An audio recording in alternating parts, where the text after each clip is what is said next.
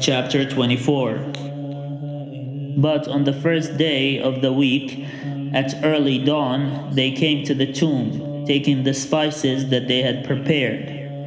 They found the stone rolled away from the tomb, but when they went in, they did not find the body. While they were perplexed about this, suddenly two men in dazzling clothes stood beside them. The women were terrified and bowed their faces to the ground. But the men said to them, "Why do you look for the living among the dead? He is not here, he has risen. Remember how he told you while he was still in Galilee that the Son of Man must be handed over to sinners and be crucified, and on the third day rise again?" Then they remembered his words, and returning from the tomb, they told all this to the 11 and to all the rest. Now it was Mary Magdalene, Joanna, Mary the mother of James, and the other women with them who told this to the apostles. But these words seemed to them an idle tale, and they did not believe them. But Peter got up and ran to the tomb. Stooping and looking in, he saw the linen cloths by themselves.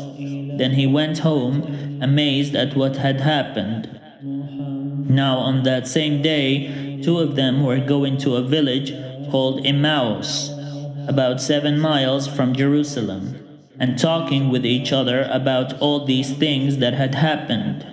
While they were talking and discussing, Jesus himself came near and went with them. But their eyes were kept from recognizing him. And he said to them, "What are you discussing with each other while you walk along?" They stood still, looking sad. Then one of them, whose name was Cleopas, answered him, "Are you the only stranger in Jerusalem who does not know the things that have taken place there in these days?" He asked them, "What things?" They replied, "The things about Jesus of Nazareth, who was a prophet, mighty in deed and word, before God and all the people, and how our chief priests and leaders handed him over to be condemned to death and crucified him. But we had hoped that he was the one to redeem Israel. Yes, and besides all this, it is now the third day since these things took place.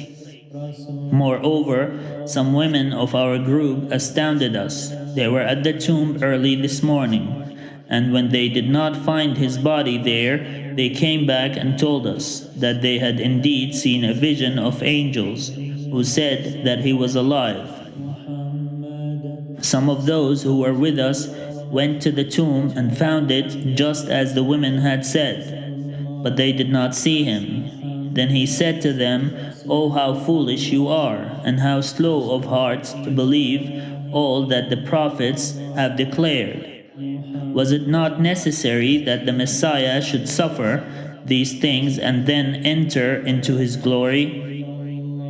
Then, beginning with Moses and all the prophets, he interpreted to them the things about himself in all the scriptures. As they came near the village to which they were going, he walked ahead as if he were going on. But they urged him strongly, saying, "Stay with us, because it is almost evening, and the day is now nearly over." So he went in to stay with them.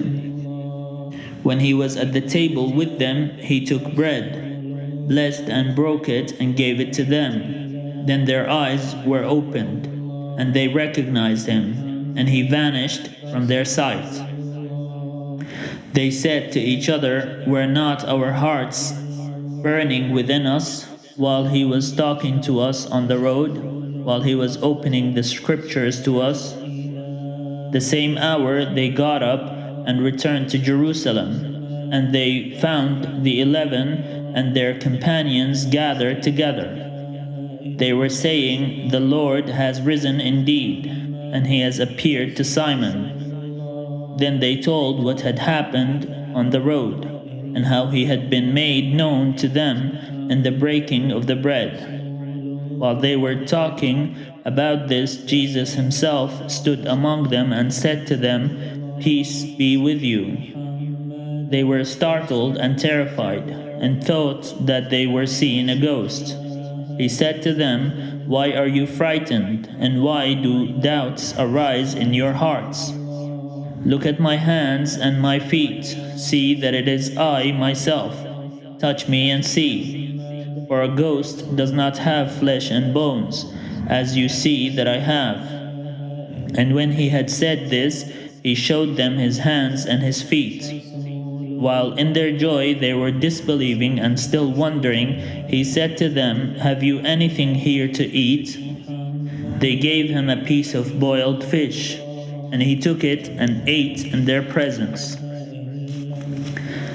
Then he said to them, "These are my words that I spoke to you while I was still with you, that everything written about me in the law of Moses, the prophets, and the Psalms must be fulfilled."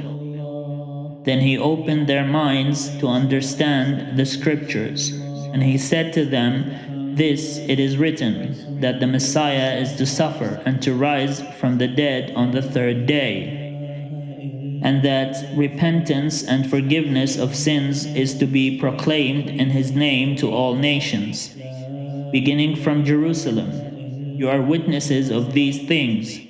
And see, I am sending upon you what my God promised. So stay here in the city until you have been clothed with power from on high."